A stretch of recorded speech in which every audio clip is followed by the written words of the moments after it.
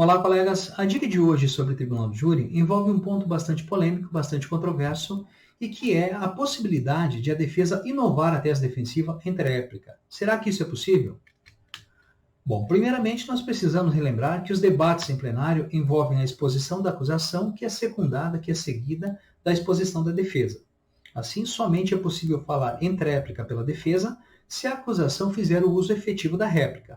Tá certo? Sem réplica não existe tréplica, ou seja, não há um direito subjetivo à tréplica. E a discussão, a controvérsia sobre a possibilidade de inovação defensiva em tréplica, ela se dá porque argumenta-se que quando isso é feito, ou seja, quando a defesa inova na tréplica, não mais seria possível que o Ministério Público, que a acusação fizesse o contraponto, o que supostamente violaria o princípio do contraditório, além do princípio da lealdade processual. Até porque nós sabemos que depois da tréplica o julgamento já se encaminha para a votação pelos jurados pelo Conselho de Sentença. Esse, ao que parece, tem sido o entendimento predominante tanto no STF quanto no STJ. Eu deixo aqui na descrição do vídeo alguns julgados nesse sentido para que vocês possam entender melhor a posição das Cortes Superiores. Contudo, apesar desse posicionamento do STF e do STJ, não me parece que ocorre a referida violação ao contraditório, e isto por basicamente dois motivos.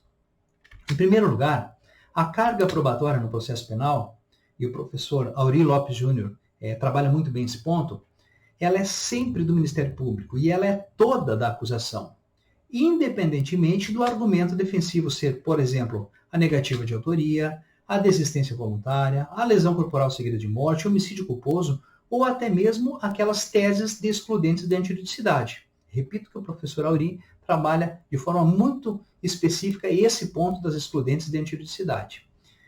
E o fato de a defesa inovar a tese em tréplica não altera essa carga probatória, esse ônus probatório, e tampouco se pode falar que a acusação foi surpreendida com isso. Afinal de contas, em todos os procedimentos, as alegações finais da defesa são sempre apresentadas depois das alegações finais do Ministério Público. E nem por isso se fala que houve uma violação contraditória, caso a defesa venha a inovar a sua tese. E se a cada alteração de tese da defesa, lá nas alegações finais, fosse necessário instar o Ministério Público a se manifestar, e depois o processo retornasse à defesa, até mesmo em observância à ordem dos atos processuais, a defesa sempre fala por último, os processos nunca terminariam, porque a defesa poderia a toda hora fazer outras inovações. Em segundo lugar, não há nenhuma regra do Código de Processo Penal que impeça a defesa de alterar a tese defensiva.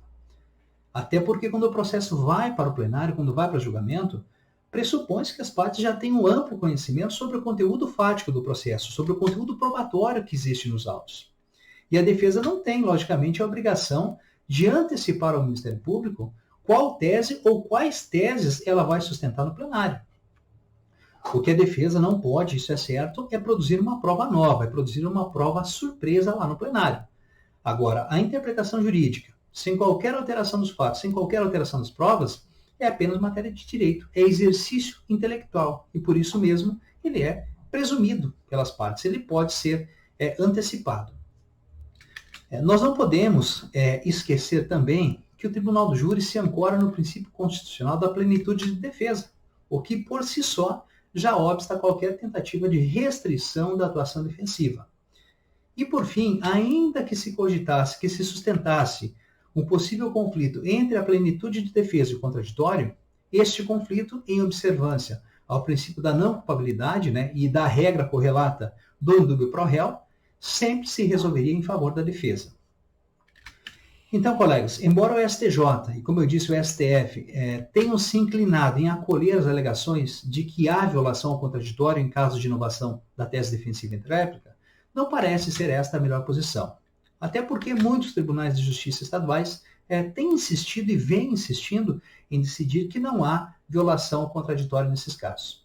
Então a dica de hoje é essa, tá? Fiquem atentos com a inovação da tese defensiva na tréplica. Um grande abraço e até o próximo vídeo.